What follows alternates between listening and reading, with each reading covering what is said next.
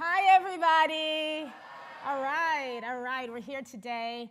I am so excited for so many reasons. One, because I'm always excited, so let's start with that, because we have to live in our joy. Two, because we put this together a little late, and so many of you took time out of your day to show up for this presentation, for this talk by incredible panelists, and to show up for each other and for us in a time when we're all coming out of this moment and there's events happening left or right. My social calendar is ridiculous. I'm scared. I want to go back home. I don't know what clothes to wear. So it's not easy, but you're doing it and you're here, and so I'm so excited about that. But also I'm really excited about this topic. This is something that I think about a lot. So when Victor and Champy and the whole team wrote me about having a panel discussion and hosting it at Parsons, I said, yes, sign me up as fast as possible. I can't wait to talk about this. So why are we here today? We're here to talk about fashion's diversity, where it stands, where it stalls, and where it's going. This conversation series is being presented by the Gromek Institute for Fashion Business. You're like, what's the Gromek Institute for Fashion Business? It's new. And I'm going to tell you a little bit about what it is. I'm the inaugural director. My name is Abrima Urwia. Clap for that. Okay. My name is Abrima Urwia. I'm the inaugural director of the Gromek Institute for Fashion Business. I'm also the founder of a fashion label called Studio 189 that's based between the US and West Africa. I make artisanal products as a way of connecting the supply chain. In order for you to understand why I think this is important and who I am, I prepared a couple slides about me and then a couple slides about Gromek, and then we're just going to jump right into this discussion. So, here we go. So, what do I believe in? I started Studio 189 in 2013 because I truly believe fashion can be an agent of social change. I believe it in every fiber of my being, and I dedicate my time to that. And I also believe in symbolism. So I use a lot of traditional symbols, and that's also what leads us here. This one is a traditional symbol called a dinkra. It means, in West Africa, we have these symbols that mean something. And this one means help me and let me help you. It's a symbol of intercooperation and collaboration and interdependence. It's about working together in an equitable fashion, okay? I like the idea of working from the source and the makers, all the incredible people at Parsons, all the doers, all the people, and taking it all the way down the supply chain, all the way through, thinking about circularity and human-centric design, so really thinking about who makes your clothes. So this is what I like to say. We're human-centric. I know I'm making noise here. Am I okay? We're human-centric, safe, affordable luxury, honoring the artisan. Here, they're using cotton that's been grown as cotton in Burkina Faso and then spun and woven. And it's every step of the supply chain. I'll save that for a future presentation, but it's really beautiful. And it takes you all the way to what you see here. So this is an example of something we make. I use dried raffia. This hat is made in Haiti. I like symbolism. I use tencel. I use pineapple leather, but I also use a lot of handmade pieces from West Africa. So for me, when you look at symbolism in West Africa and the huts, you see a lot of really incredible symbols. But those symbols you also see when you look at, for example, freedom blankets. You know, when slaves were looking for freedom from slavery, of which half of my heritage is from, Mississippi, you see a lot of incredible symbolism. So some symbols that I saw that I love are triangles, pointing north or west, so going north looking for freedom. Other ones are crossroads. It looks like a diamond shape. It means there's a safe house nearby. And I like to apply them. So here I apply them, lots of really complicated techniques, but the message is about joy and celebration and sitting in it. The back of the skirt is using recycled cotton, so it's about what are we leaving for the planet and how are we working together towards that end. So this is the genesis of what we're doing. And how does that lead me here? In 2019, Parsons asked me to start teaching. I started teaching systems in society. I teach retail strategy right now in NPS. Give it up for NPS. Give it up for the School of Fashion. And that crazy 2020 that feels like a big old blip, and social justice movements and everything that was happening, I got a call to eventually become this inaugural director. And what is the Gromek Institute? The Gromek Institute for Fashion Business, Joe Gromek and his wife Gail, gave a grant of $8.5 million, the largest grant that Parsons has received in their entire history. So give it up for Joe Gromek and Gail Gromek.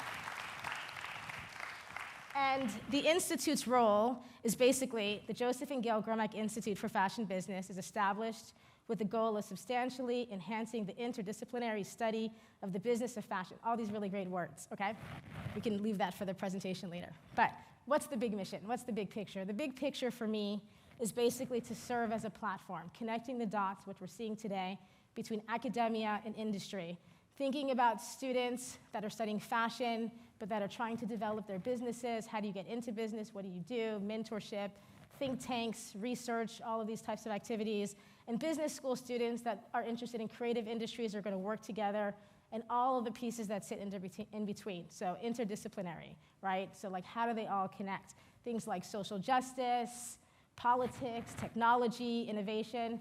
So I wrote this grand vision that I'm trying to bring into fruition, but basically saying it's an innovation center, and it's a center for everyone. Everybody's invited, everybody is encouraged, right? I want everybody, all ages, all backgrounds, everybody. And I really would love to use it as an opportunity to help educate and train the next generation of fashion business leaders. Think differently, disrupt the industry, change it, make it better. And that is why I'm excited about this today. So this is the type of work that we're doing. Conversation series, this is the first one. There will be more, there'll be new classes, master classes, think tanks. We're gonna build a crazy, amazing archive. You can use it as a resource. Currently, it's a team of one, but it will grow and be a team of more, and I encourage you to get involved at all levels with the Gromek Institute. How it works, it basically sits at this intersection, like I was saying, between academia and industry, and bringing it all around. And the last thing I want to say is, I partnered with Victor, who you'll meet, Victor Glamad, who started In the Black during the pandemic, as a way of empowering Black voices and Black designers. And Virgil Abloh is also part of that community. And he helped me launch an incredible initiative called Fashion Our Future, which was about getting people involved in the political process during everything that was happening in 2020, encouraging people to vote, encouraging people to get registered to vote. And we developed this incredible logo, but that morphed into this other logo that we developed, which is this one. It's not a logo, it's a mark, sorry. And what I love about it is that it's like sewing, right? Like you get that feeling of fashion, of needle and thread. It's ever-changing. It looks like a fingerprint. It's circular. It's data. It can be morphed into something else. And the reason why I'm showing that is because thinking about Virgil and his legacy, he's not the only one, right? There's so many incredible, talented people. Olivier, who is honored, we're so honored that he's here today to join us at Parsons. We have Victor Glamad. We have so many incredible talents, but where's their visibility? So the fact that they want to come here and have this conversation and talk about that, to me, is just the best day ever. So without further ado, I would like to introduce our panelists, starting with Tara Donaldson. Tara is the, yes. I'm going to email the team some spots in Harlem. So if you ever want to come in. Tara Donaldson is the executive director, writer for WWD, super powerhouse. Happy to have you here, Tara. And then Victor Glamad. I'm wearing Victor's pants. Victor did. Hi. Love you. Oh. Victor had a collaboration with Target. I was first one there at 6 a.m., yes, that one. And I basically bought everything. They thought I was gonna commit fraud. I was like, no, my friend did this. They were asking for a discount. I'm like, we don't do that. We buy it. Brandis Daniel, CEO and founder. Hi, Brandis. Harlem Fashion Row, Icon 360. Brandis is incredible. Brandis, for years, believed that there weren't enough Black voices in the fashion industry and worked tirelessly to create space, and you just kind of blew up like crazy a few years ago and created so much space, launched Icon 360, gave a grant. We got a grant from you. Such a beautiful talent. So glad to have you here. And last of all, Olivier from Balmain, creative director. Yes, give it up. Yeah!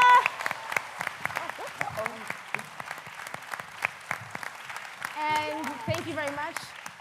This really random ghost seat shouldn't freak you out. A student is going to come up at the end and ask a couple questions. Thank you very much. Have a great talk. Thank you. Thank you.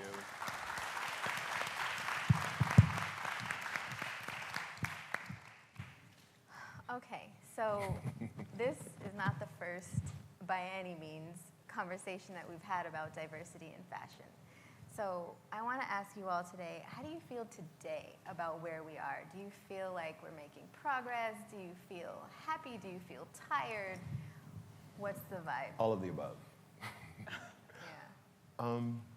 You know, we spoke a couple of weeks ago, and we had a fantastic conversation, and it was one of the more interesting ones that I have participated in. It was honest, it was candid, and it wasn't us saying that it's going to be perfect, or it is perfect, or there has been change. And I still feel the same way. Yeah. Yeah, I feel optimistic. I do feel like there's this energy of fatigue around speaking specifically to race in fashion. And so, you know, it really matters that we continue to have these types of conversation to really keep the ball moving forward. But, you know, we've been doing this for 15 years, and based on where we started and the conversations that people weren't even willing to have, we are light years from where we were 15 years ago. So I still feel hopeful. Yeah, and I think there's one word that we shouldn't use ever, it's being tired. Because we are never tired to talk about what we're going to talk, fight for what we are fighting every day in our life, so tired is not part of our vocabulary. And just to tell you, just for one thing, because we had the best conversation a couple of weeks ago, and it's not always like that when we are on Zoom, and we get along really well, which is great, and I think we're all together today to fight and to make sure that the world's going to be better. So I'm really proud to be here with you guys. Really. We're so proud to be here with you, Olivia.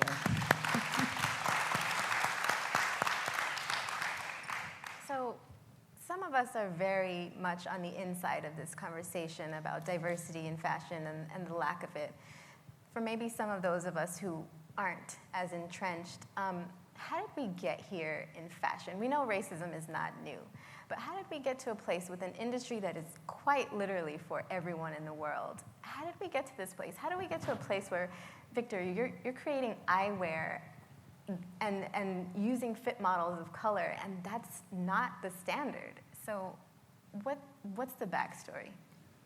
I think how we got to this place, you know, in the last couple of years, there has been a forced conversation, and people like us, whether we're creatives or writers or producers or have organizations, are actually being candid about our learnings of, you know, sort of being overlooked for so long. And with the eyewear specifically, it was something that I never knew was an issue. We were introduced to a company called Tora to partner with them on eyewear. And it was developed for Black and brown women specifically because our facial structures are different. And eyewear has been traditionally not made to fit us. So when you have glasses that pinch your nose, or they fall too far, or they're not wide enough for your face, it's because they don't fit. And once it was told to me, I grew up wearing glasses all my life, I was just like, oh, that's why I could only wear one brand that fit me. And so when you look at eyewear or clothing or all of the different things that we just assume, oh, that doesn't fit me, or, you know, it's luxury, or it's this, it's that, it's all of these things, you feel other. And I think that's the difference in doing this project and just doing, you know, what we do and what Olivier does in terms of designing for people, all sizes, all genders, all of that. It's just honesty, and I think that's what's different. Yeah. We haven't had that before. When George Floyd was murdered and we started having conversation about race, there was one thing that had kept coming up that I had never heard addressed before. And that was the systematic root of the entire challenge, like starting back with slavery in this country. And so, if you go back and you look at American fashion history, Black people have been basically erased out of the conversation. But when you think about it, right, who were making the dresses on the plantations? That's why I love Elizabeth Keckley's story so much, and I'm so happy that she documented her story, because she held such an important space in American history. And, so what we're seeing is the result of those systematic challenges that have happened in America, period. And that's filtered through every industry. That hasn't just impacted fashion. That's why, when we found out about the women who had such an impact in space and us actually getting to space, like we were also like, oh my gosh, why? Because their story had been erased. And it's the same thing that happens in fashion. And so right now, what I love that's happening is there's so many Black designer stories that are being told now. When I saw Jay Jackson's story come out, and you wrote a story about Jay Jackson in Women's Wear Daily, and then the New York Times wrote a story about him, I'm like, thank goodness, right? Because his story had basically been erased from fashion history. So it's really up to us, it's up to the media to make sure that we're getting our stories out there so that Black designers who are just now coming in the industry don't feel like they're creating something new. Even Harlem's Fashion Row, this isn't new. I'm building this on the foundation of Lois Alexander Lane, who created the Black Fashion Museum and the Harlem Institute of Fashion. Because of her, I'm able to go further. So, we really have to continue to share stories of incredible Black people in fashion throughout history, because that really impacts kind of how far we can go. Before we get to Olivier, I just want you to talk about Ann Lowe, because I think that was such a good example that you gave when we spoke before, for people to understand like how common that was and what happened to her. Yeah, so Ann Lowe was a designer who created Jacqueline Kennedy's dress, her wedding gown. And it is said, so that I'm not, it is said that when reporters asked her, who made your dress? That was a moment when Ann Lowe could have literally gone from like here to like the stratosphere, right? And instead of her using that opportunity to give Ann Lowe the credit, what she said was some Black dressmaker. And so that has happened repeatedly throughout our history, which is why it's so important that we write it down. Olivier? I remember when I was sketching in my bedroom when I was a kid, and my parents wanted me to be a lawyer or a doctor, and I was just dreaming to be a fashion designer.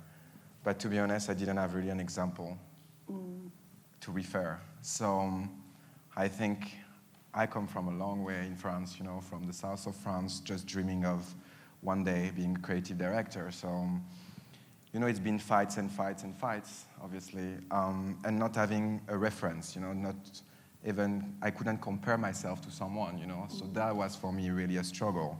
So when I came to Balmain 11 years ago, a house from 1945, and bringing much more than my youth, because that's what people was talking about when I started Balmain. Everybody was mentioning my age. I was 23. And every time I was mentioning my color, that was a non-topic for the fashion industry.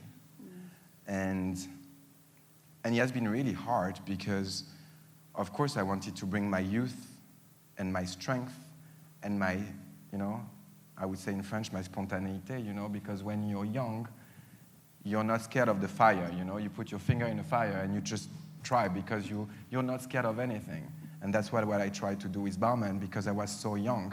But as well, because I was so young, I wanted to talk about, as well, my color, where I come from, my background. And to be really honest, I never had the chance because every time I wanted to, the fashion industry didn't let me do it. And I think it's been 3-4 years that now we are talking about diversity. but my color was the same 10 years ago. But no one wanted to mention it in none of the magazines. The questions was about, what is my Parisian aesthetic? That kind of focus on the Parisian perfection French. And I didn't agree with that. So I tried to fight for years, fight with the agencies, model agencies, because today, yes, we can do incredible campaign, diverse, but the reality is that 10 years ago, you were going to an agent and you were just like, I want more diversity on my catwalk. They didn't have in the agencies. You didn't see in the magazines. And many stylists didn't agree with this vision. So I was keeping waiting and waiting and waiting and fighting at the same time, sometimes in silence, sometimes loud, but it has been really, really hard. And I think it feels really weird to say that after 10 years because 10 years is a decade of fights, but the reality is that it's been fighting every day in my career. So, you talked about some of the fights that were external with the modeling agencies and so on, but what were some of the conversations like within Balmain? Did they want to keep it quiet that you were a person of color? Did they want you to do things differently than what you might have wanted to do? What was that like? In France, there are two kinds of racism in the world. There is the one that people say is loud, and there are the ones that are hiding it and don't see that they are racists. This is a reality of this world. Yeah. And in France, it's even more complicated because in my country, so I don't want to talk about another country, but in France, for example, everybody say that they are not racist because they say it's the country of liberté, égalité, fraternité. But the reality is the French culture, it's all about the past. And usually they don't like to talk about diversity because for them it's not part of the past. They love Versailles, they love all what you see in Paris, but for them it's one kind of Paris. It's one kind of Parisian girl. And so, yeah, of course, I took a house that was based on a strong Parisian aesthetic from 1945, called as well Jolie Madame. But me, I came and I was just like, let's shake it. Let's just make it Balmain from 1945 to 2010, 2011. And at that time, a lot of people were looking at me and say, this is not chic. Because this is the word that French love to talk about. It's like chic and not chic. What is modern, not modern. So you can basically do an entire fashion show with PVC plastic and it's really against the world and against the planet, and they think it's really modern. Like 6 years ago, everybody was like, oh, this PVC neoprene sweatshirt, it's so great. You just say, you're killing the planet, but this is modern for you, great. On top of that, those fashion shows has no color, no different ethnicity. They think it's modern as well. So at one point, you're just like, no. This is completely wrong. This is not the world that I want to work in and the industry that I want to work for. So I started to have different égéries. I started to try to change my front row because when you think about it, if you look at the fashion shows from 10 years or 20 years ago, just look at the front rows. My first fashion show when I went out, I think I was the only black person actually just going out, at the end, and I was just the only black person. So, but French love to not talk about anything. So they just say, no, it's okay. It's really open. And you're just like, no. So you go against a bit, old mentalities. And I wanted to talk about my background as well because I'm adopted, and in France, people love to talk about that you come from a really incredible big family, and that was not the case because my family is really humble, and this as well was a struggle. So, step by step, until the moment that you're just doing a big documentary on Netflix, as is 100 million of people watching you, and so they're really happy.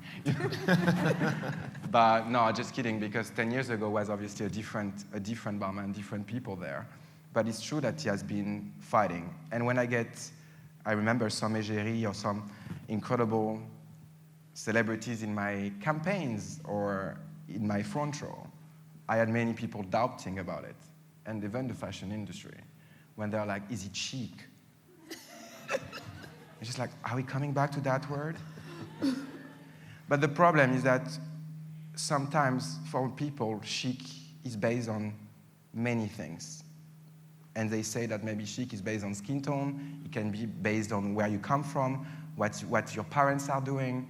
So those were the thing that I need to break, and I tried in a humble way, but I think we made it at Balmain, so. I think you made it.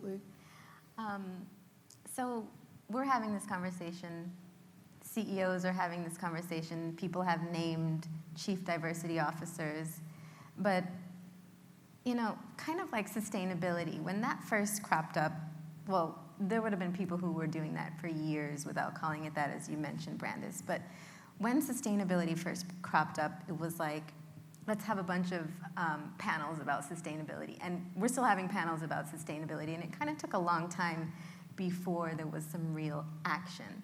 So we've seen some action, but what needs to change about the conversations that we're having, the levels that we're having these conversations at, so that we're not sitting here still having panels about diversity and not seeing the action? Victor? I think what needs to change is that it just can't be Black people having this conversation. That's number one to me.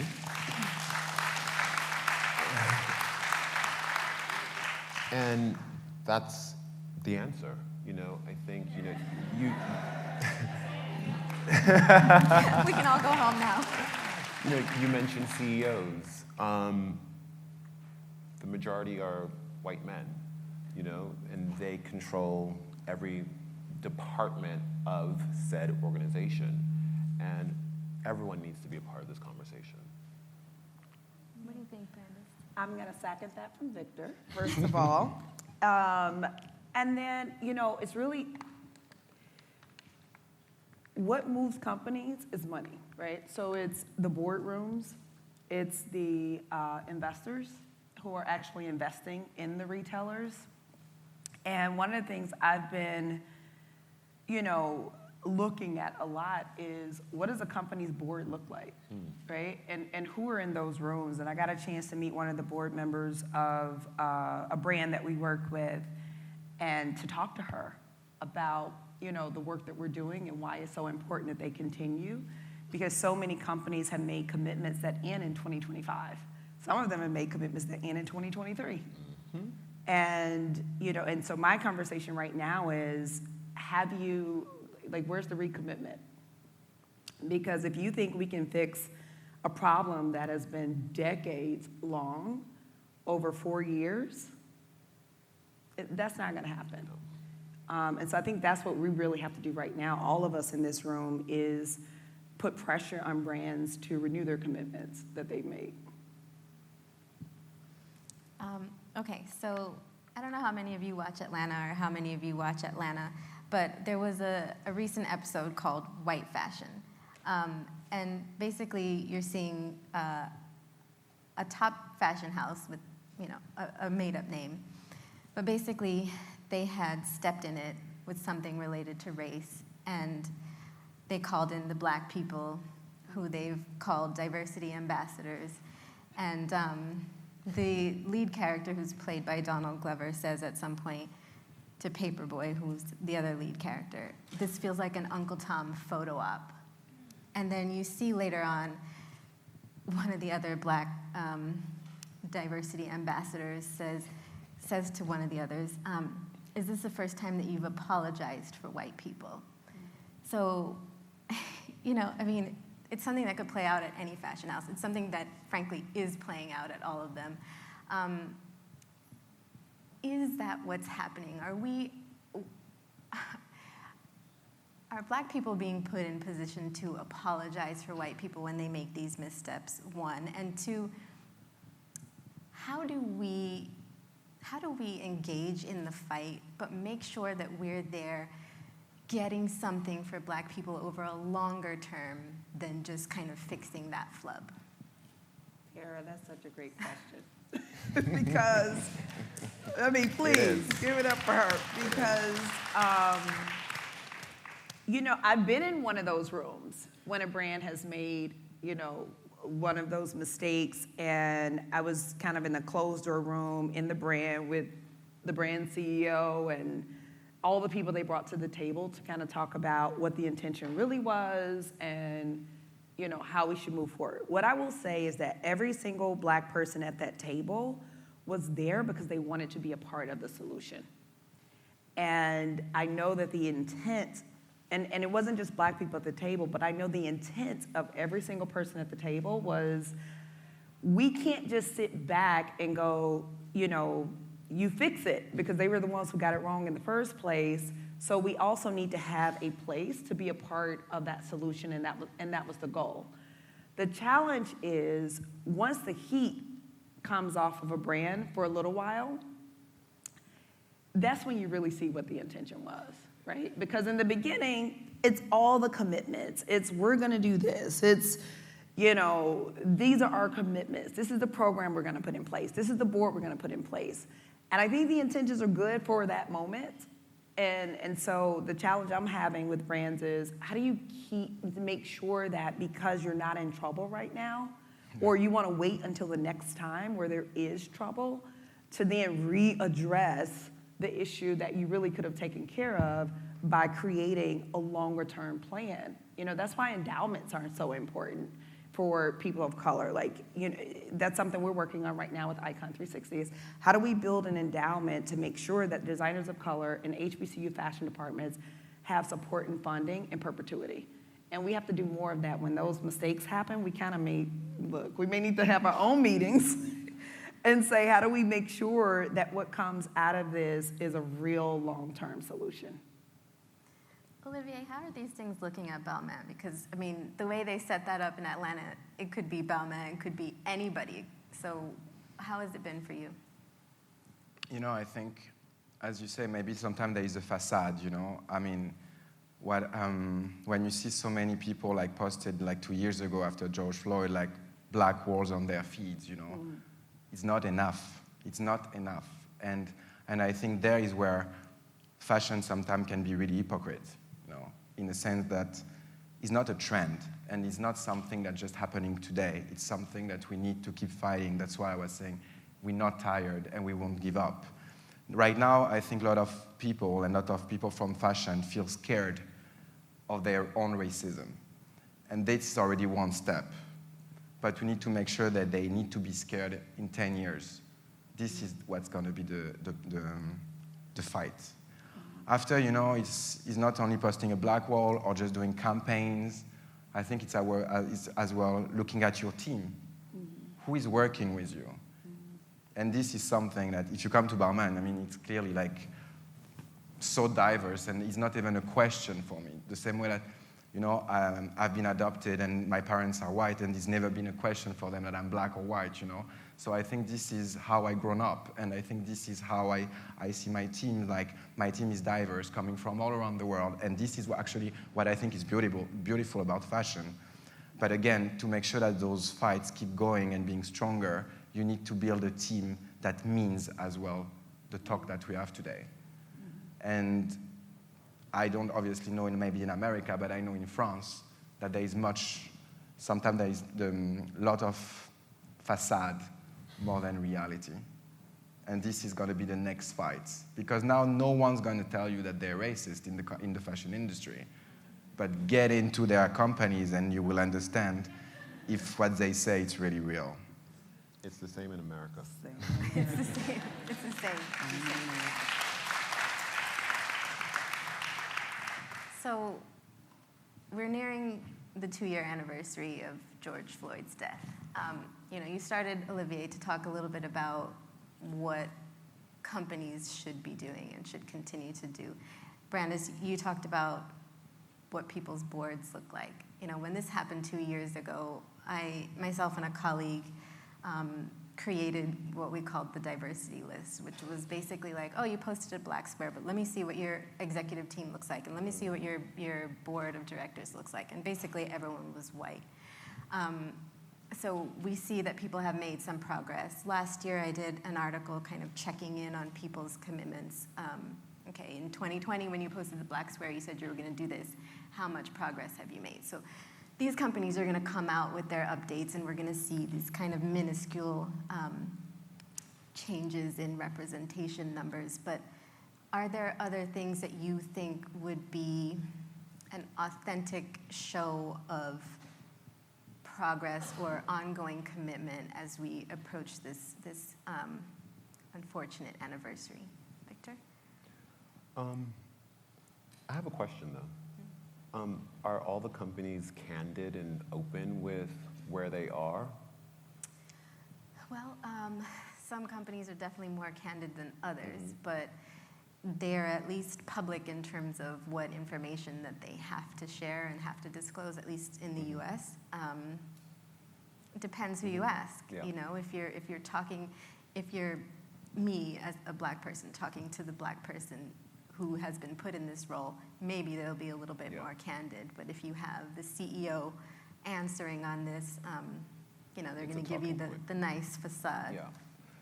I think, you know, Brandis hit upon this, Olivier talked about this. I think it's about getting people into organizations, you know, and I think it can't be just on a creative level. It needs to be on the business side. It needs to be in all of the different aspects of a business, whether it's logistics, accounting, marketing, to really have an impact on a business. So when you go to the commissary and have lunch, you're walking into the office or you're on Zoom, you see people who are different.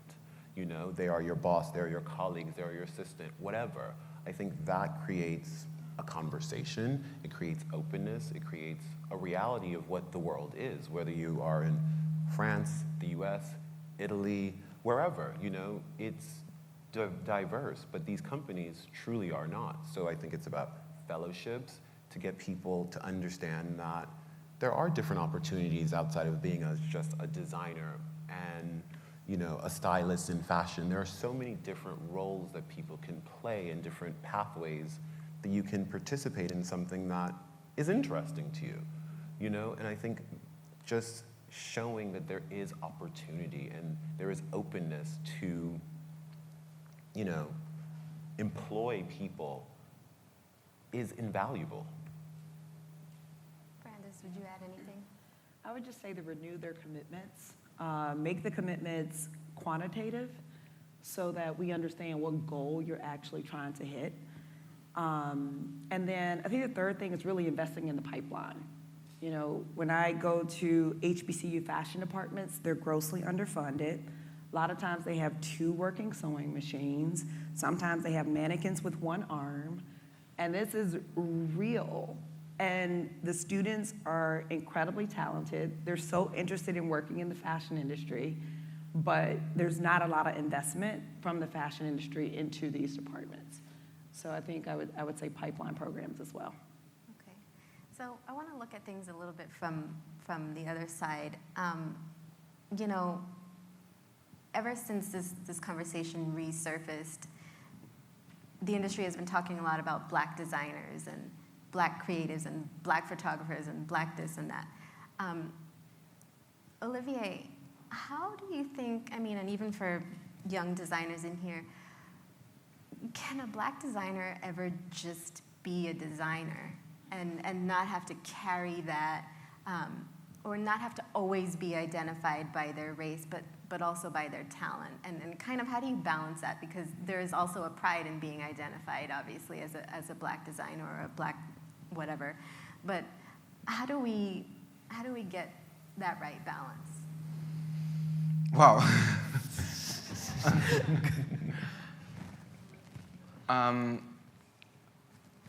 I'm not here to sell a dream, you know, so I'm gonna be really honest with you guys. It's gonna take time. I mean, when there is a lack of diversity in fashion, I'm still having panels right now in France and say you're the only French Black designer, you know. So I mean, now they mention my color. I think it's already one step, you know. But it's gonna take long. And you know, to tell you a story, when I was a kid and I was maybe around 11 or 12 years old. I was really good at school. It was not fashion. And there is this old man that came to me and he said, oh, from where you come from, it's really rare that you're studying Latin or Greek, you know. And so, you know, I'm going to tell you the truth. When I was younger, I felt like because I'm black, people were not expecting me doing what I do. And this was the reality of the world of yesterday. And if I'm here, and if we are here, is to make sure that the world of tomorrow won't be the repetition of the world of yesterday.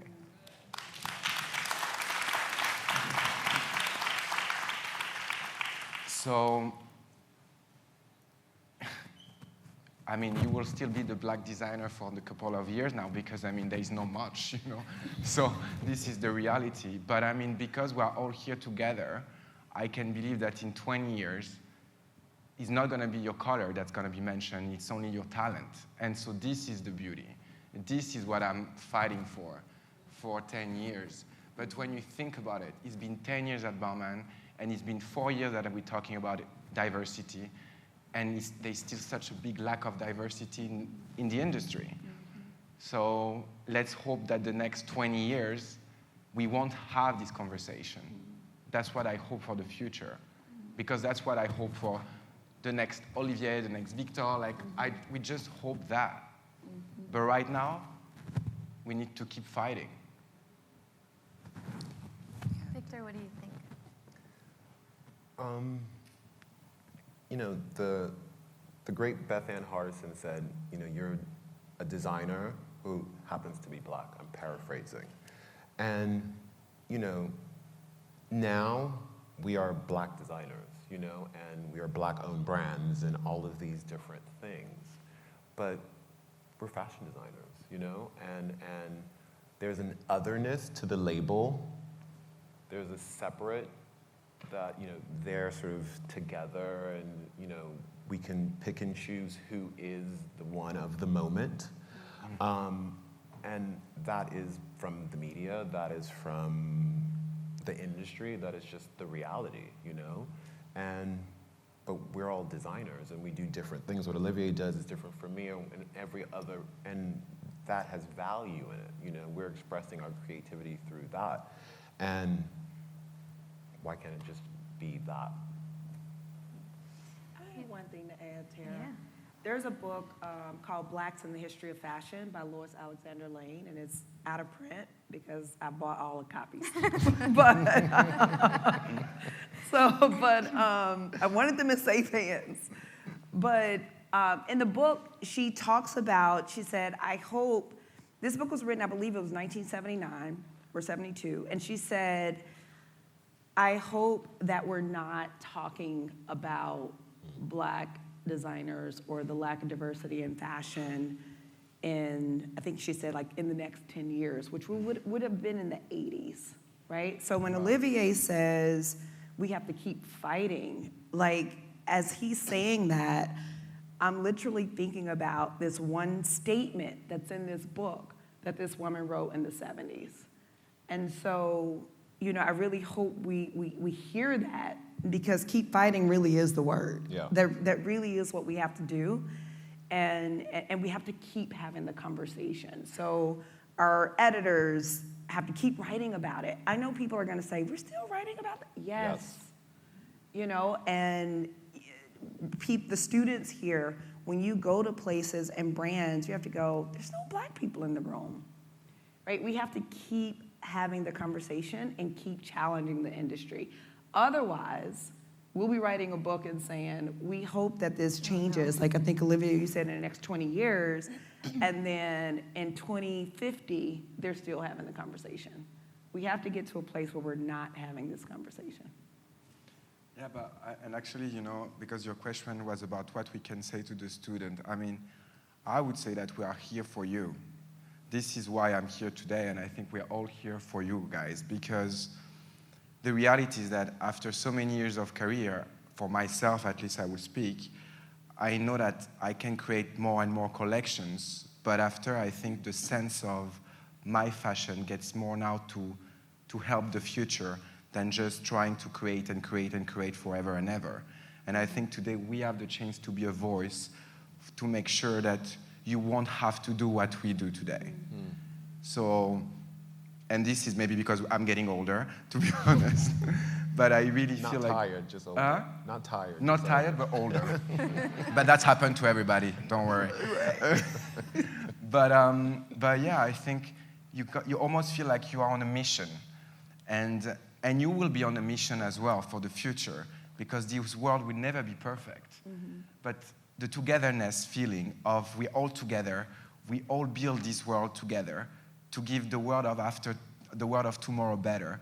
This is such a big excitement. And I really feel optimistic about tomorrow, because I can feel that there is a strong soul that we are all building together. And I keep believing that the future of tomorrow will be better than yesterday. I swear. Yes. So on that note, we're talking about unity and things like that. And Brandis, I know your whole business is built around making space for Black people for people to recognize and appreciate their talent. In moving forward, in making sure that we aren't having this conversation in 30 years, how can we continue to make space so we get through the door? How can we continue to make space for people who look like us, so that we're not one or one of three? It's just a process that continues. I think it's happening now. So Victor created In the Black, which is a community. And before, probably, I have to say, I don't know if before George Floyd and before the pandemic, I don't remember so much togetherness. Amen. And that's just being honest. I would love to say that it was, but I don't remember it. But post that, you'll see designers talking to each other. You'll see people really coming together. And there feels like it's more of this community than I've ever felt before. And so I think that if we can continue to build on the community that that Victor is building and that so many are building, I really think anything is possible, right? Because then you're having conversations. You're like, I got approached with this. How would you do it? So then you're having conversations that are really valuable on how do we kind of make sure that we're getting equity in this industry, and also that it allows kind of the door to stay open for the next generation, because In the Black hasn't closed its doors, right? Absolutely. New designers are still joining. Yeah. So I really believe that community is a big part of it. What do you think? I completely agree with that. Our fearless leader, the great Brima, why we're all here, I've known her for years, but in the last couple of years we have, because of her business and her entrepreneurship and what she's doing, all over the world, we talk about things, Olivier I've known for a very, very long time, we're all communicating about what's happening, and it's not just in New York, it's global. And I think this idea of community did not exist before the lynching of Mr. George Floyd. It allowed us to really examine and be honest about what has historically happened to Black people, not just in the fashion industry, and to put aside all of the ego and the competition and the fear, just be like, what's going on with you?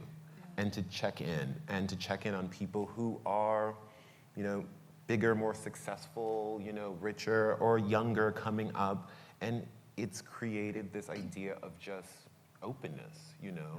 Like yesterday I was crossing the street, I was on the phone, I bumped into Kenneth Nicholson. I was like, oh, come to Olivier's thing. I texted him, he was there. That to me is where we are now. And I think we wouldn't sort of be here, unfortunately, without that horrific incident that the world was quiet, so the world was focused on that. And what is coming out of that is amazing. Is it easy? Is it resolved? No, there's a lot more to do for all of us. And we're not tired. So, Olivier, you mentioned earlier, at Balmain, they were asking you, well, is this chic And, in that vein, Not only at Balmain, in Paris and In- in general. I can Let's not imagine. reduce it to that. I wish it would be just one industry. No, it's the entire country. Okay. Well, and even the whole fashion industry can be accused of that. So, luxury has long been the most exclusive part of fashion, obviously. It's only created by these people. It's only created for these people. But, I know the answer to this, but does luxury need a rebrand? What is the definition of luxury and how should it be presented today? Yeah, it's actually joining what I was telling you before, because luxury means chic. What means chic? It's a standard. They have that kind of standard of chic. Luxury means exclusive. The world is about, I think an entire generation wants to dream. And dream is sometimes what you don't have access. But access is about working hard to get it. You cannot be defined and say you won't have access because of your skin tone. And this is the problem of the fashion industry, because sometimes they say luxury needs to be a dream and it has to be exclusive. On that, I completely disagreed. Because it can be luxury and be inclusive. I'm going to give you an example. My last fashion show was in September, and I had, I think, 6,000 people. Actually, not my last fashion show, September show, because I had one in March. Fashion industry goes fast. But I had 6,000 people. Of course, I had dresses that cost 40K, 60K, 100K, because I love the couture. I love the T-shirts as well. And I love the crowd, and I love to inspire people and make them dream. Until the dream, it's inclusive. Of course, not everybody can afford the dresses that are going to be in my show, but the same way I'm trying to have as well another kind of garments in it. What I think it's really scary is when what you say, when they say that luxury needs to be exclusive. Because you cannot exclude people to dream. You cannot exclude people from scratch when they're born to say you will not make it because of. And this is the reality, Like me, for example, when you were asking what you're going to do in the future to help, to change me, there's another topic that for me is important. I come from an orphanage. And so if you think about it, I could not really have the life that I have today with the birth, where I come from.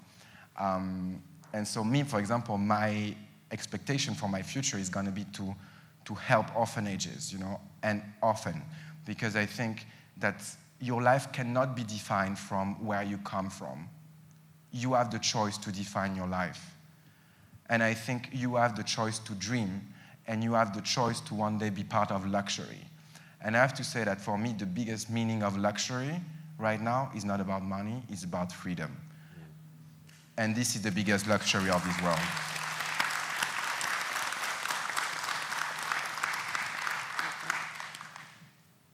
So, I want to hear from you all a story that's really uplifting.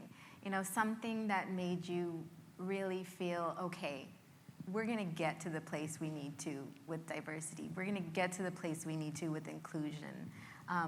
Just one story that maybe took place in the last 2 years. Victor? I think last week or the week before, my sister and I, we went to FIT Museum to look at some Georgia St. Angelo, do some research. And the curator, I don't know her exact title, this woman named Liz, she's incredible. And her thesis at NYU was about Black fashion history and Black fashion designers. And I was like, wait, what? And she was telling me about this book that she was working on the research, and another colleague or friend of hers they had an even more sort of specific research on Black fashion designers during slavery. And I was just blown away by that, and I thought I knew my fashion history, Anne Lowe, but there is so much more that we need to know, and the world needs to know, and it's incredible that people are doing this, and it is out there, and it is happening, and it's so impressive. Brandis? So I'm just coming up with this answer now. I read it, and I was like, what am I going to That was say, one of the tough right? questions. You know, that was a really tough question. I'm going to give a couple really quick examples. One is not 2 years ago, but I think what I love about this industry, and she's here, so I want to honor her, and that Freddie Liba, I think I also saw here, who is a legend in this industry. And Audrey Smaltz is here. The Queen Audrey.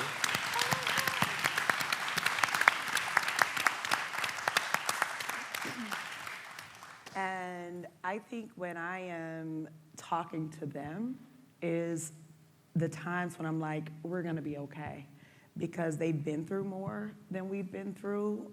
If you haven't, please get to know the story of Freddie Liba, because he did things in the 70s, I believe, if I'm not mistaken, Mr. Liba, you were like the fashion director of Harper's Bazaar, 80s.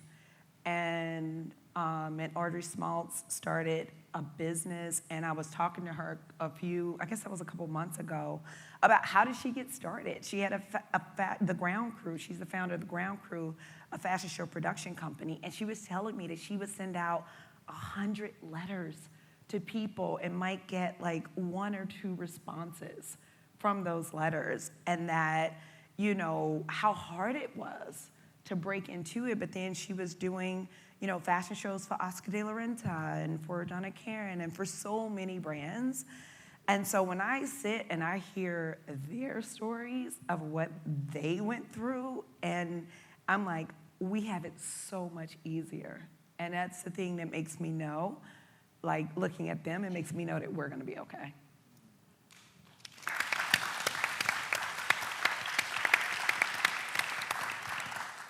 Olivier? Oh, on that question, I think I'm going to be really French. I'm sorry, I just have to be happy for what we had 2 weeks ago, because it was the French election. And to be honest, there were 2 choices. I'm really happy with the one that I have right now, because the other one was basically racist. So great, my president is not racist, so I'm applauding for myself with that. We'll applaud for you too, Olivier. Because that would be another fight. That gives hope, really. Yes. I think there couldn't be a more perfect note to end on, Abrima. I think that's the time that we have. I think we'll take questions from the audience now. The fun part. So can we give it up for these panelists?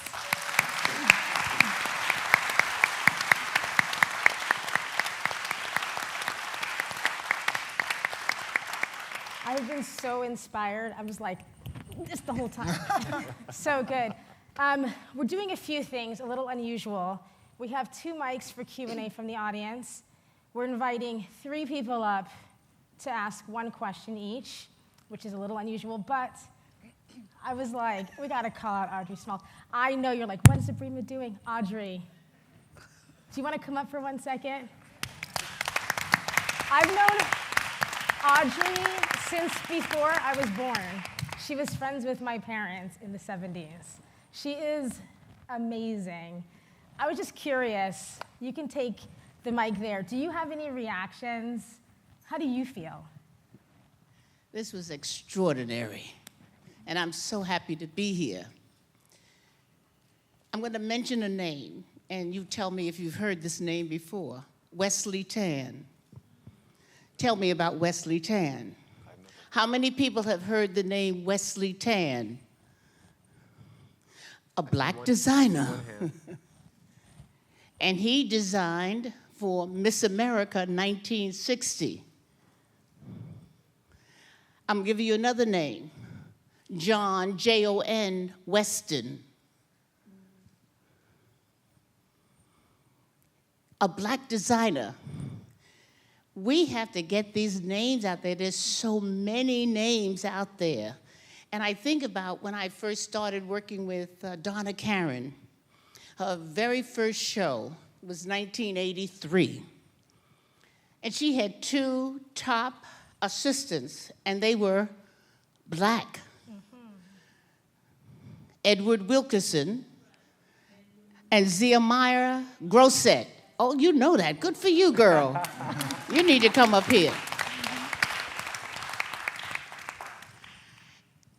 And just the other day at Fashion Group International, they honored, he won the Women's Wear Award, Frederick Anderson. How many of you know Frederick Anderson? Good, a few people.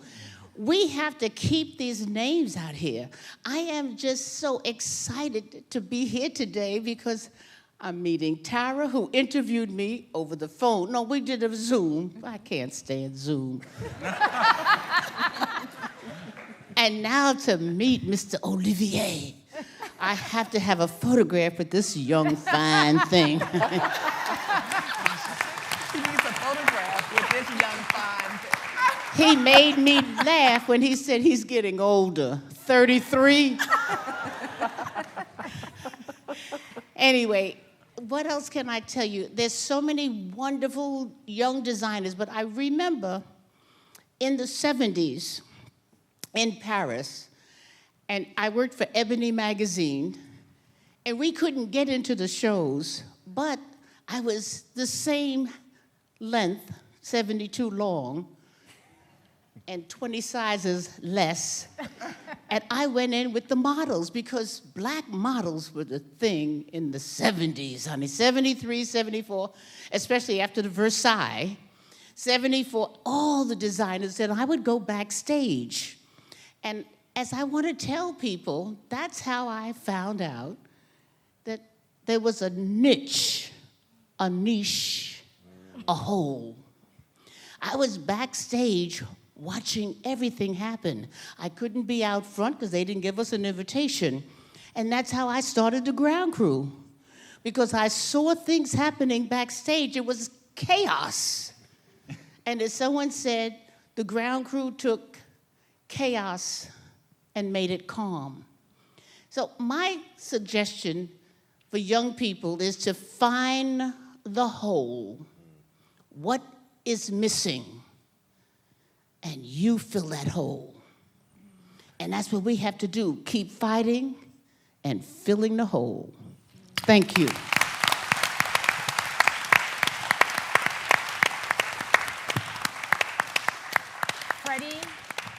Freddie Leba, would you like to say a couple words before we move? We need to honor this moment. This is amazing. This is amazing that you're here. I love you, Audrey. I love that you're here. Your aunt is Naomi Sims. I should have said that. Yes. Oh, I did not know that. Naomi Sims was the first black supermodel. Yes. My family's from Mississippi. And when she came, they moved to Pittsburgh during the Great Migration. And my mother moved to New York, and then she brought her younger sister. And she tried to model for magazines, and they said, no, you're too dark, you're too African looking. And she got a photographer. She found the hole to take that photograph of her in 1967 that landed on the cover of Sunday Times Style and Design. And in 1969, she landed the cover of Life magazine, The Black is Beautiful, which spearheaded at the height of the civil rights movement and went on to do a lot of incredible covers and a lot of work. And her name is Naomi Sims. So thank you, Audrey.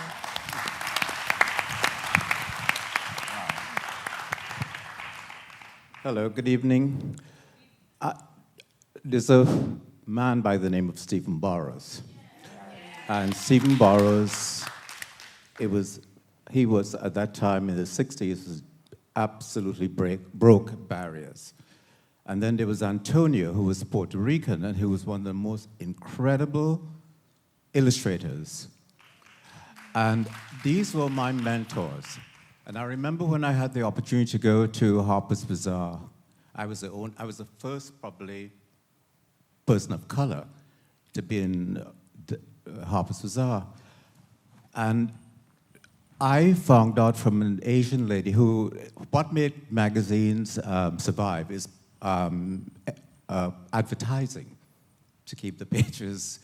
So I was got there, and I wanted to find all the things that I need to know about besides the clothing. And so Jenna Chang she is the one who went out and got the advertising for the magazines. So she said, using people that advertise in the magazine. So Calvin Klein, Calvin Klein it was the days of Brooke Shields, and it was a very important name at that time. And I said, well, I went to Los Angeles to do a photograph of an actress. I think it was Julia Roberts before she did her first movie. And I had this outfit, and I said, I'm going to hold on to this outfit. And Karen Alexander was a young girl, and I got Karen to come into the shoot after we finished with Julia Roberts. And I put the outfit, the Calvin Klein outfit on her, and I had the photographer take a picture. The magazine didn't know I was doing this.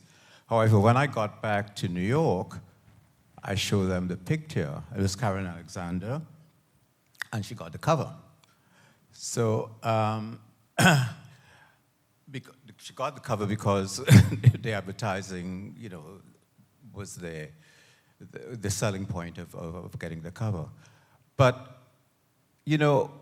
when I started, I had, I was always different to everyone wherever I was. But I had a mother who was a warrior. And she, that's why I knew about, she was a seamstress, and that's why I knew I was interested in fashion. And she was really quite the woman that really inspired me because I wanted to take care of her. And all of these chances that I took was basically to take care of my family. I was born in Trinidad, so it was. Anyway, to conclude it, I am a warrior, quiet warrior, but I give hope. And one of the pleasures that I have now is actually going to the school and speaking to students about hope and and knowledge. And my word is hope. Thank you.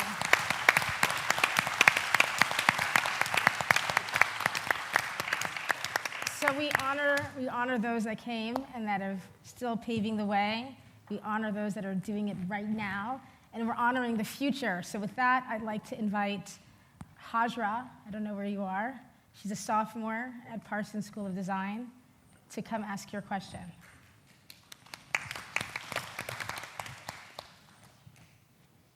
Come on, one more. Okay, is it working? Sorry, I should have walked faster. Thank you for being here. It's very exciting to have you here. I don't typically like to speak on behalf of other people, but I think I can extend a thank you. It really means a lot to all of us that you're here. Like Abrima mentioned, I'm a sophomore in the Strategic Design and Management program. I am a student ambassador for the Gromek Institute, which I just titled myself right now. So hopefully that's okay. But let's just go with it. I was really inspired by the conversation in general, and I think really there's an importance about establishing a culture of inclusivity. It goes so much more than these action items and these individual things that we do. And so I would really love to hear from all of you on how you cultivate and how you encourage a culture of diversity so that when myself and my peers enter the workforce, it isn't a question of including people, because that's just what you do, right? And I want to know, how do you build that, and what are you guys doing in your teams to build that mentality? Because that, to me, is what I would imagine is where you see the most impact. So I would love to hear from any of you on how building that culture is happening and how that's so important. I'm happy. Go ahead. No. I was just going to say, I think it starts with kindness. It's such a simple word, but it's such a powerful word. And you have to address you have to address people's humanity. Before you could address people's title, what they did, how they, but now, like, you have to stop and go, something feels off. Are you okay? Outside of work stuff, right? Like, how are you doing? How is your, and I think that is something that is very different today than it was even 10 years when I started. And especially my assistant's here, who is Gen Z, and we have these conversations all the time, and I'm like, how are you guys feeling? And one of the things we realized at HFR that they were missing was the mentor piece. And so we put something in place, which is just now a new mentor meeting that has nothing to do with Harlem's Fashion Row, nothing to do with fashion, period, just an emotional check-in to see how you're doing. Because I think at this point, if we're only addressing people by the work, you will not be able to keep this next generation. They have to feel like that you care about them as a person, and you really have to care about them as a person. So I really think it starts with kindness.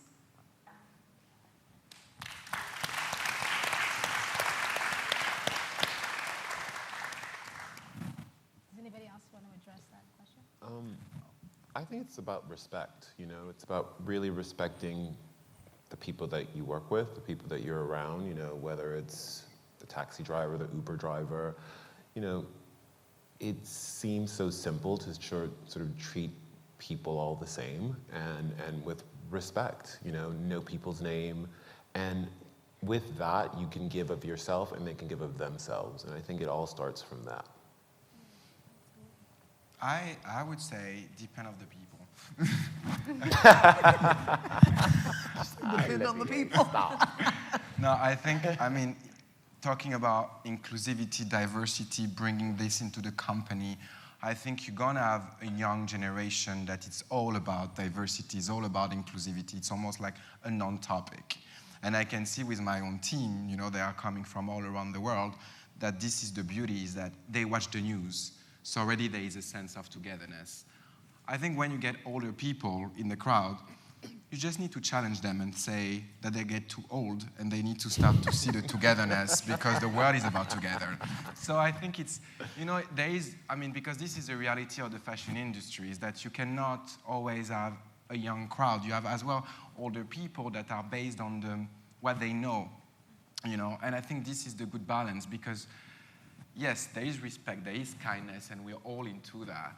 But there is as well sometimes people that they need to have their eyes more opened, and for that you need to challenge them to say, this is the world that you went through 20 years ago, but 20 years after, the world is different. And sometimes I have to say, I speak with my family in that way, because sometimes I get too old to see that the world is changing. So I think it's a matter of people that you have, but who don't see the world, you need to open their eyes, and who wants to live in the world of togetherness, inclusivity, what we are talking about today. It's all about respect, it's all about love, and it's all about we are together.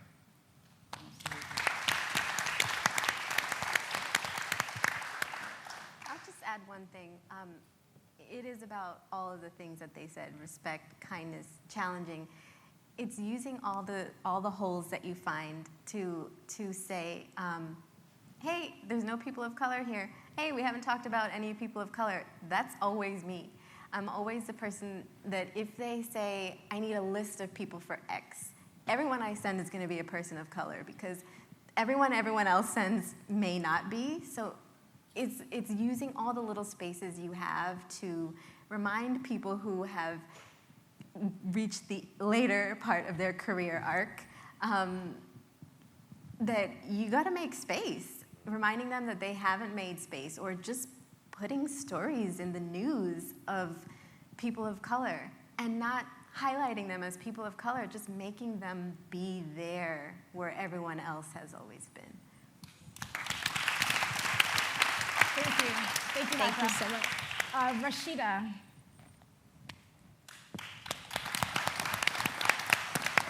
Rashida is a recent graduate of Parsons School of Design, and she also has a podcast. She wanted to interview me, and I was like, why would you interview me when you got all this? So she's got I'm sure, a really great question. Yes. So, hi guys. Thank you all so much for being here. As Abrima said, I am a recent graduate. I studied in the fashion studies program, getting my master's here. And what I was researching was dress practices behind bars. And the reason I bring that up is because it's related also to my podcast and also kind of the question that I'm thinking about. In my research, I found that there was a lot of intersections that I didn't even realize with fashion and people who are incarcerated, and when it comes to like making things, and then it started having me think about justice in a different way and how we interact with justice movements. And I'm just curious because there was a lot of talk about George Floyd on the during this panel, and I thought all of this was really great.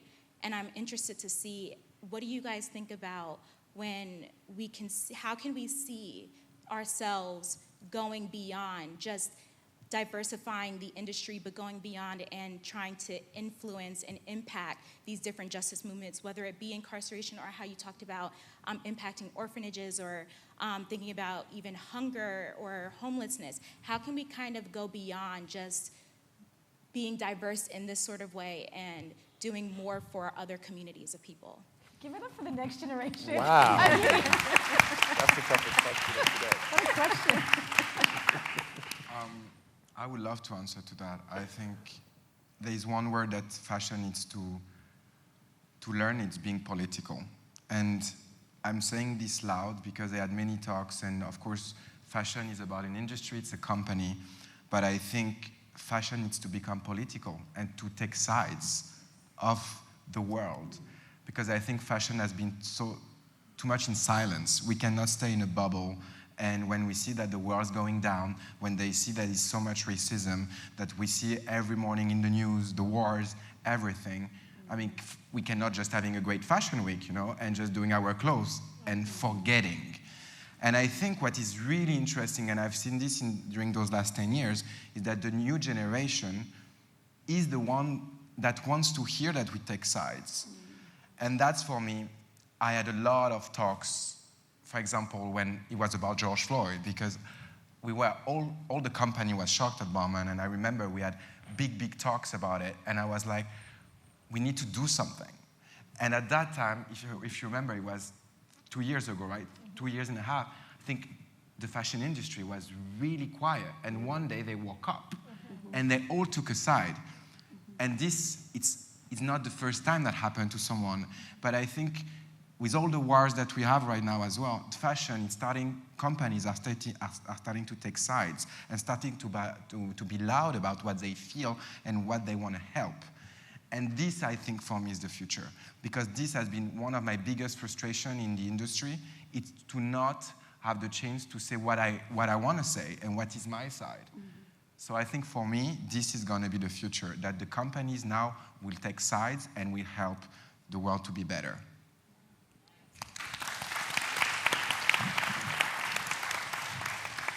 I completely agree with that. I think what's happening in America with women's rights, with abortion, with racism, we live in New York City, my French friends are here, and I was, telling them about homelessness and what you're seeing in New York. It's shocking, and the idea that brands that do have power, it's more than a t-shirt. Yeah. It's about standing for something, because what is happening is scary. And it's real, and it affects countless people, and where does it end? You reverse Roe v. Wade, what comes after that? Is it interracial marriage? Is it gay marriage? Like, this fight is not over. It will outlive all of us. But what do we stand for? We have to use our voices now.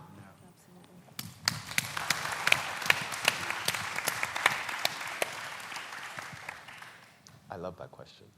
Thank you. It's such a great question, and So you're good. right, it's so indicative of the next generation, right? And what you guys want to see. And our company is kind of based on social justice, HFR, and what we do. And for us, is really about how do we pull up the next generation? How do we open doors for them? How do we make sure that Black designer is 13 years old, when they graduate from high school or college, that they have an industry they can go into, and they have opportunities that are set up, and also resources that are set up. So that was part of the reason we wanted to start the nonprofit too, was like, how do we make sure there's always a financial resource for people of color who want to get in this industry. So thank you. Thank you. Thank you. So I'm going to open it up to Q&A. There are mics. Oh, sorry, Rashida, do you mind bringing that mic back over there? There are mics on both sides. We can take maybe 4 questions or so if you want to come down to the mic. And also, we have the High School of Fashion Industries here, Department of Education. I hope that you also ask questions. While you can come down to ask your question. Just say who you are, where you're from, and what your question is. I just want to add something, a little color to that conversation, because I also thought that was an incredible question. You said something that was interesting about taking a stand and it being political. And a lot of times when we have these conversations, they tend to center around the United States. Because you also talked about subtle racism, like 2 different types of racisms. I find that it's easier because it's we talk about these things a little bit more often. And that's why I thought it was really great that you wanted to be here today. Because I also, when we're talking about the pandemic and that it's May 25th is the anniversary of the death of George Floyd, what it spun. But our colleagues, as Victor was also mentioning it, all over the world were having this, right? Like, it's not just here. And I remember that story that was horrible in Paris, where that gentleman had, gone to a recording studio, and the police followed him because they didn't think he should be in that neighborhood, and they beat him, silly and crazy. I mean, it's a horrible story. If you want, you probably would tell it way better than me. No, I think it's a story that was, it was disgusting. It was just a terrible story, but it happens, and it's, just they thought he shouldn't be there, and they followed him into this building, and thank God somebody documented it, and they were going to frame him for this, and he hadn't done anything, and they were able to overturn it, but they were trying to frame him. This happens all the time. Our friend Stella Jean, during what was happening, again, 2 years ago, tried to address racism in the Italian fashion industry, and I love Italians very much. I've worked there a long time, but we know that it's there, okay? We have to be honest. It's there, and she tried to address it. She's the only one, Stella Jean's the only one on the calendar, and they shut her down. They wrote her a message saying that we're not political, talk to the government. She was like, what? And so she had to call us. We were talking about community, her friends across the ocean, because the editors and the people that were writing about it, I'm not going to name names, but the people that were writing about it were not telling the story from the perspective of the Black Italians that are in fashion that are going invisible. So because of those black squares you were talking about, they were willing to highlight diversity so they don't get in trouble, but they were highlighting Americans or people who were a bit louder to avoid getting in trouble and ignoring the people that are right in their backyard that are also trying to get into industry. And they wouldn't write about it. I think the article read something like, Stella Jean believes there's racism in Italy, or something like that. Yes. And she had to come, and engage all of her international friends to amplify her message. So that's why, this is important, but what you're all saying about making it political and discussing it in your own way, in your own time, is all important. With that being said, I'm going to go on this side because I started on that side. So would you like to please say your name, where you're from, and your question? My name is Christian. I'm a second-year fashion design student. I'm from Panama. And my question is there one specific designer or stylist or just a creative that everyone here should look up after this and keep their eyes on? There are 2 in the room right now, sitting right in front of me, that I think everyone should keep their eyes on, and that's Kimberly Goldson and Sammy B.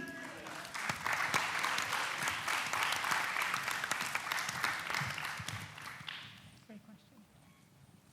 Your question. Hi, my name is Dr. Talia Mota. I'm an HIV cure scientist at Weill Cornell. Beautiful party last night for the flagship opening, by the way. So Thank you. if I'm talking about access in luxury and breaking down social barriers, how about we think about Donna Karan, who was brought up earlier, and she was the first fashion designer to really make a stance about HIV and AIDS in the 80s when she started, which was so important. But what about using models that are HIV positive, or how do we start a collaboration and really include people who are in these such low socioeconomic status in New York City, and as we know, most of the people living with HIV are in Africa, in sub-Saharan Africa. So if we could maybe make a campaign together where we could create something that really starts to dispel all of the stigma that's still there. And stigma is the killer of HIV, because we know antiretroviral therapy is amazing, but a lot of people don't access their clinics or medication because of stigma. So how do we break that down as a fashion science collaboration? I can answer to that because I'm really proud to work with Balmain for so many years, because as well we are collaborating with RED.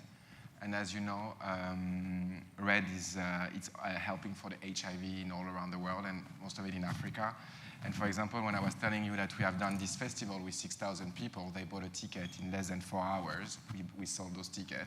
It was 15 euros. Balmain didn't take any money on it. It was an entire donation for RED to help for women, to help for men, to help for the kids that cannot, to not get them the HIV when they are babies, you know. So we are working on it with Balmain. And actually, I was really proud for my own celebration of 10 years at Balmain, because I was celebrating my decade, to open my show to 6,000 people and make that money with RED to help. So I completely agree. This is the beauty of fashion, when you can actually connect and do what you say now. It's really important.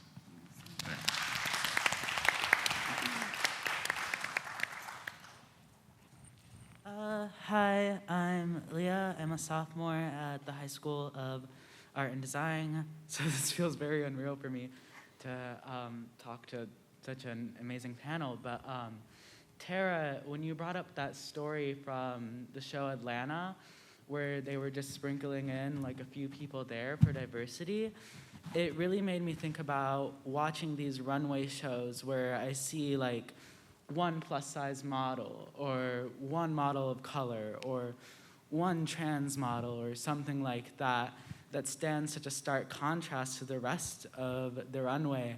So the question that brings me to you guys is, how does the lack of diversity in the runway play directly into the lack of diversity in the boardrooms of these companies? Great question. You know, I think it's about what we've all touched upon today. It's about people actually seeing and understanding that difference and celebrating beauty.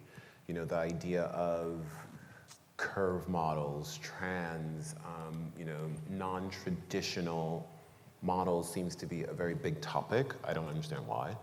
And, you know, I do understand why, sorry, because, you know, when you think of a fashion show and you think of a campaign, there are numerous people involved in that decision-making process, from art directors, casting directors, sometimes, you know, CFOs are, you know, sitting in on talking about a model casting. It's outrageous, but it happens, you know, and that consensus of this is who is right for the brand dilutes a message in a celebration of beauty and who that person is. You know, someone who is a friend of mine, preciously, has been modeling for years, and now she's being celebrated. And she's always been beautiful, and she's always been dynamic, and she's always been a great model. But other people are starting to notice that. And she has always known who she is, and she's always been focused and enjoys fashion, you know? And I think when we think of the world and we think of what we do and we think of imagery, and you're a student and you're formulating who you are and what your sort of messaging is, I just think just go to what is beautiful to you.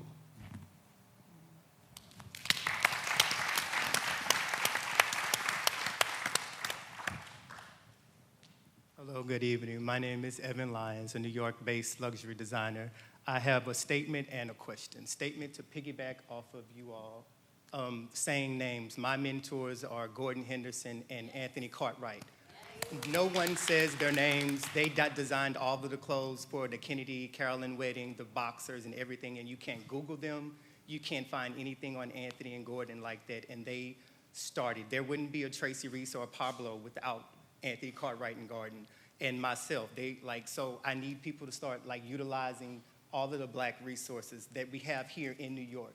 These are greats that are still working and trying to get things out and building up young Black designers and helping me build my luxury brand, which is why my clothes are so great, because I go to the greats. I don't chill with the kids. I go straight to what I grew up watching. I do, I'm sorry.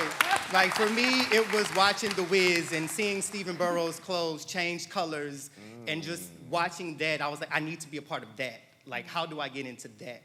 And I was able to do that, move to New York and just be a part of that, just immerse myself in all things Black.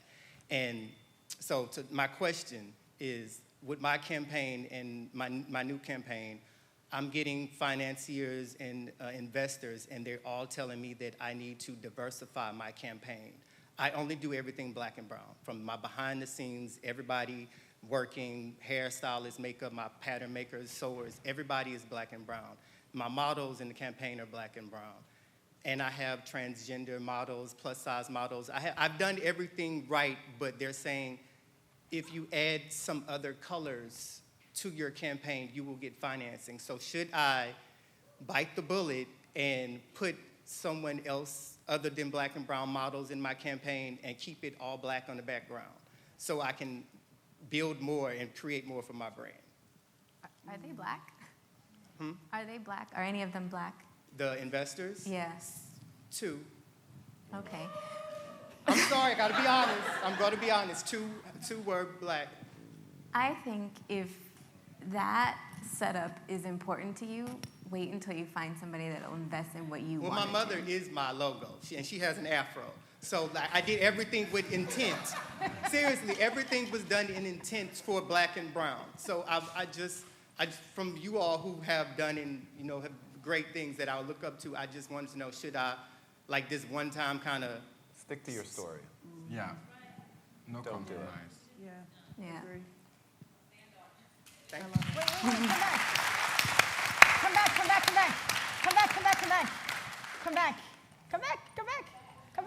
Come back. What does your gut say? What do you think?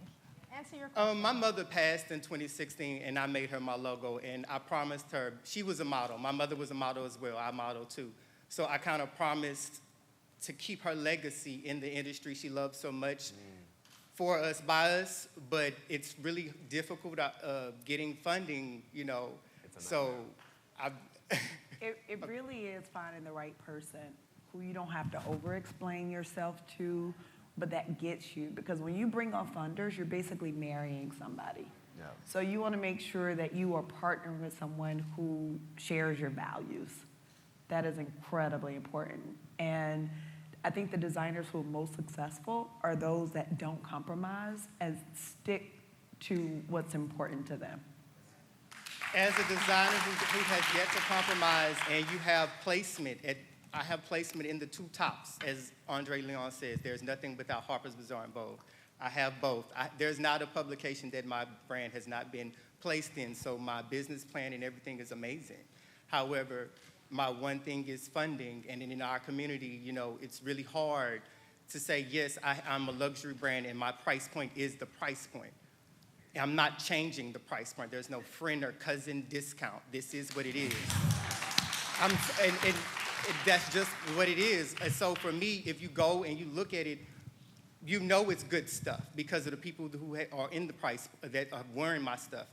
So for me, I am really, really, really trying to stay true to why I started my brand. But at this, like, I'm 4 years out and it's like, placement don't pay the bills. Placement don't put you, I mean, just because you're in Vogue and all these other magazines, sweetheart, I mean, the rent has to be paid at the studio and at home. So I'm trying to figure out, all right, Evan, do we compromise? But you all are saying stick to it. I want to add something. Sorry, I want to add something. That was the best advice ever. You're going to have this every step of every decision you're going to make for the rest of your career. Someone's going to challenge you every single time. There isn't a right answer. You know what's right for you. It could look like lots of things. And I agree, you marry every person you're working with. You making a decision, they either are going to support you and help you fly, or they're going to hold you back. So you have to do what's right for you. If that's what's right for you, you got to stick to your gut, because the universe will provide and it will come the way you need it. And there are resources. Harlem Fashion Row is a fantastic resource for what you need. You know, the grants that are issued or other opportunities that are given to make it that you don't have to make those kinds of decisions. I think what the CFDA does, and Cassandra's here as well. I know what Cassandra yeah, personally. well, what they do, I think there are a lot of resources that can help you get there to also help buy you time until those moments come. But you got to stay true to yourself. I just Thank want you. to add. I just want to add one thing. These are the last, for time, we have our last 4 questions, so please. Black Ambition, the one that Pharrell is doing, they're trying to fund Black talent. You could look that up. And you have a lot of peers. You have a lot of people in the industry who have faced the same issue as you and tried to get funding. World of Chris Collins, he does fragrance, but you know, he talked about the price point is the price point, and just because I'm Black does not mean I'm going to sell it to you for less. And a lot of those people will help you. So find out who has had some of these kind of same situations and ask them where they went for their funding. Thank you. I received it. Hi, my name is Miriam. I'm a freshman from High School of Fashion Industries. And I have kind of like 2 questions, but like, how were you determined in the beginning? Cause like for me, like a lot of like my teachers like said like Gen Z like really give up quickly. Like I remember when we started drawing croquis and I couldn't get mine to look right, and they're like, oh, practice at home. And I tried at home and it didn't look right, and I just gave up and went on TikTok for a couple hours.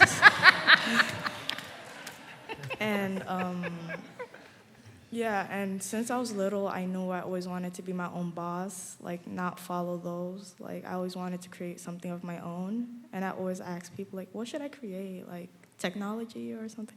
Yeah, like old fashioned, cause like I was a fashionista when I was little. Like my mom, I have a lot of pictures of my mom like taking pictures of me and don't look good, and they're on Facebook, so yeah. So like, how were you determined? Like, how do you keep that? Like, what kept you going? And I think another question is like, Wait, we're going to do one at a time. Oh, one. So that was an excellent question. In one sentence, what is the question? One question is, how did you keep yourself determined? Like, how did you know that you want to do something like that? Oh. I think you should take this, Olivier. You have to feel it. You love fashion, you love technology, make it happen together, you know? At the end of the day, me when I was a kid, I really didn't think I could be fashion designer because I thought fashion was only a passion, you know? But after I think, you love TikTok, you're Gen Z, you're like, you love technology, you love fashion, mix everything together, and that's gonna be your own story. But never give up, because there will be people that will work harder and will win. Mm-hmm. So this is what I would say. And again, you didn't know if you sketch well or whatever. I was the same. I was really bad at sketching. And I was bored in my school. But every night I was sketching. So, you see? It worked out. It worked out.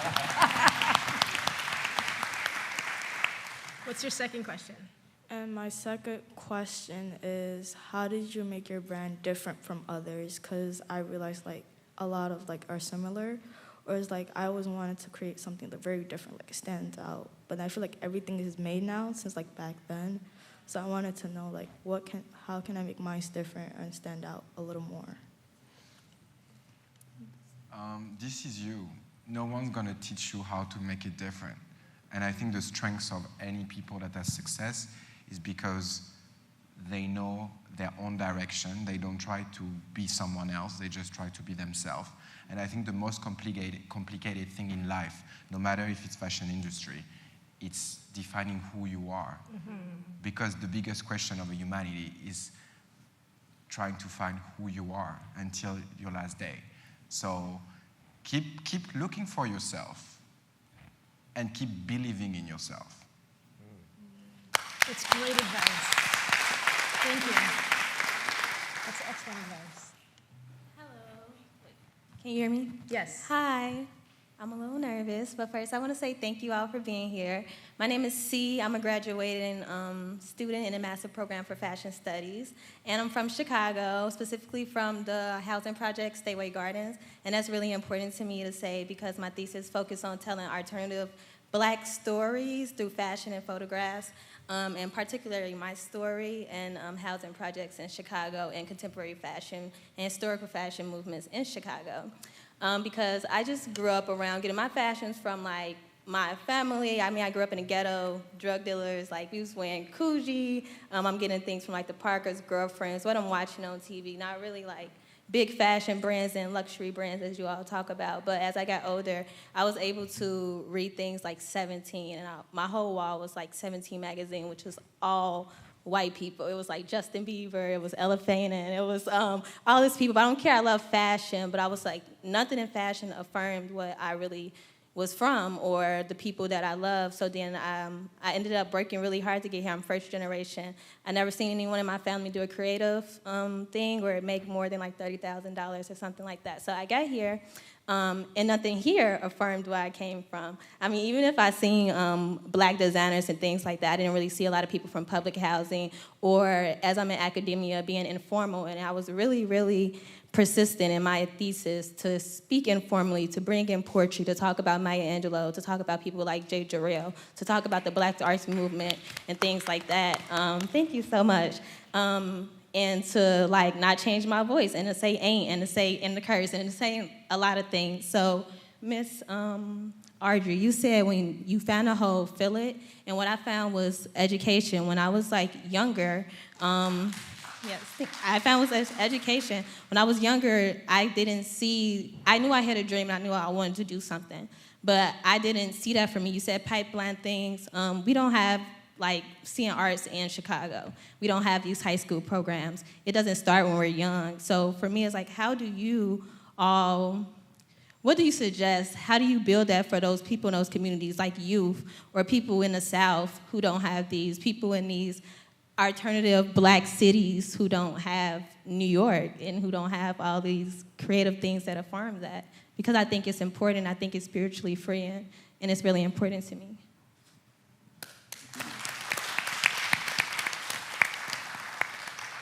I'm happy to answer this. First, thank you for the work that you do. I'm from Memphis, Tennessee, so I know it is. I know.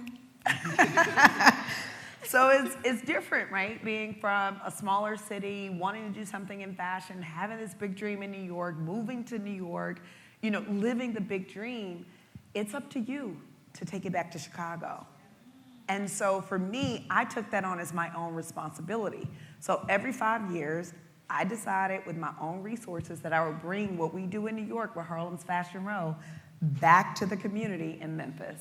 So this year we turned 15. This year we'll be doing our 3rd event in Memphis, Tennessee, because that's my responsibility, because that's my city, right? So Chicago, where you came from, the housing projects, take what you get in New York City and bring all of that dopeness back to where you came from. No one's gonna do that for us. We have to do that for our own cities.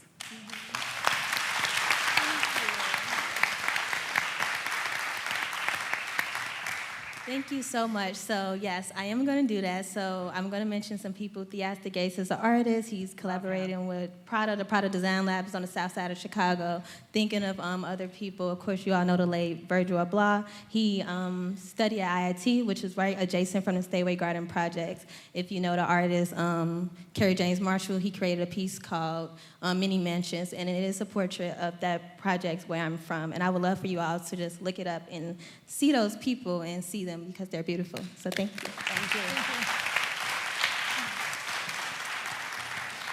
you. We have 5 minutes left, so. Hi, how you guys doing today? My name is Sebi. I'm an artist working in the New York scene. I've been doing it for the last couple of years. I'm originally from Boston. It's a pleasure to speak with you guys today. My question is basically like, did you guys ever have moments in your career where you felt kind of stagnant in that there wasn't really a new level to reach, to kind of go up, but like you guys felt kind of stuck? And like, how did you overcome that like part of your career, pretty much? Sebi, that happens For all like the the whole time. panel, that's the question. Go ahead. Say that louder. Sebi, that happens all the time. You know, you will not be inspired, you will be stuck, and you just have to sort of push through it with tenacity and just, you know, it's what was said to Miriam, I think, the freshman from the High School of Industries. You have to really just sort of keep pushing yourself to explore and be curious and be interested. You know, we live in New York City. I'm from Queens, you know, and it was about seeing different things and just being curious and taking a long subway ride when I was a kid to go see something different, you know, and that's the beauty of the moment we're in right now. You can do that by turning on your phone, you know, so just keep your eyes open. Yeah. Appreciate it. Hello. Great I'm class. really honored to be, for you guys being in front of me right now. It's very honoring. My name is Irosa Osodayo Hanru. I'm an AS student in the fashion design program. And my question here today is, especially what you're saying, filling holes. And I feel like a big hole in fashion right now is the African diaspora and representing African voices. So my question is, how do you authentically represent those African voices, and what do you feel is the future of Africans in the African diaspora in haute couture especially? I think the future's incredible. You know, you have the great Abrima here with Studio 189, and there's so many amazing, talented designers throughout Africa that are showing in Africa, that are showing in Paris, that are showing in London, that are showing in New York, you know? And I just think it's what we're all sort of saying. You have to be authentically yourself, whether you are an outlier to your friends and to people that you know, or you are in the thick of it, you know? You just have to be you. And I think the designers who are breaking through, wherever they're from, are just themselves, you know? And did you design those pants? Because they're great. I did. They're great. Thank you so much.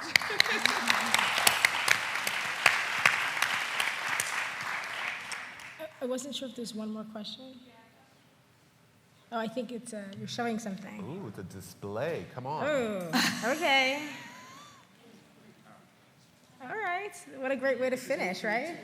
Seize the opportunity. It's a whole fashion moment. Are we getting this? Are we getting photos of this? Like, what?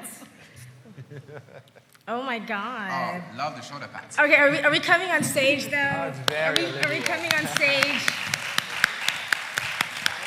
Please come to stage. Come to stage. You did it. Show everyone. Let's see Show it. everyone. Let's see what. Yes.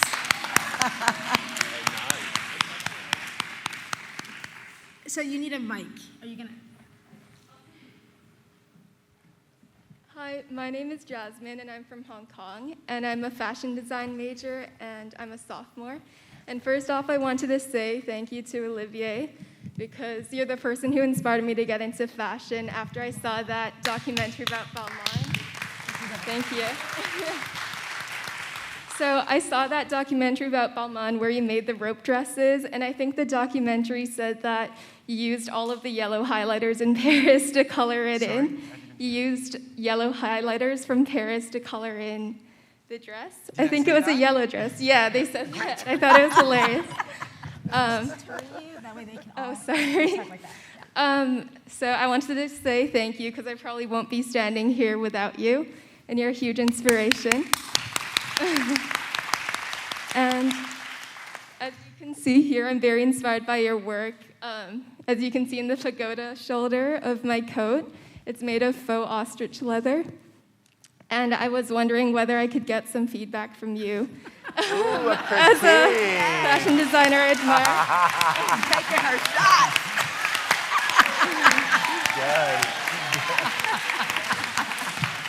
Good. Be honest, Olivier, be honest. I also have another pair of pants here that go with the coat. Sorry? I have a pair of pants here that go with the coat. I'll hold it up. Great, can I see them?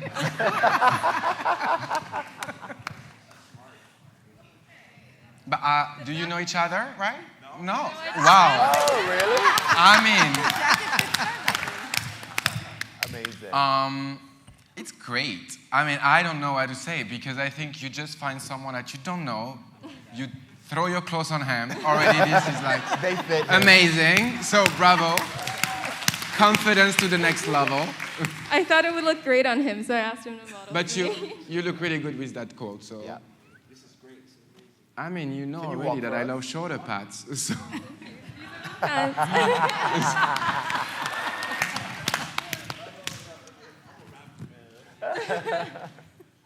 So. Yeah, these are the pants. They're hand embroidered. Oh, wow. I mean, I love the sexiness of it for sure. Thank you. And there are some really beautiful stars.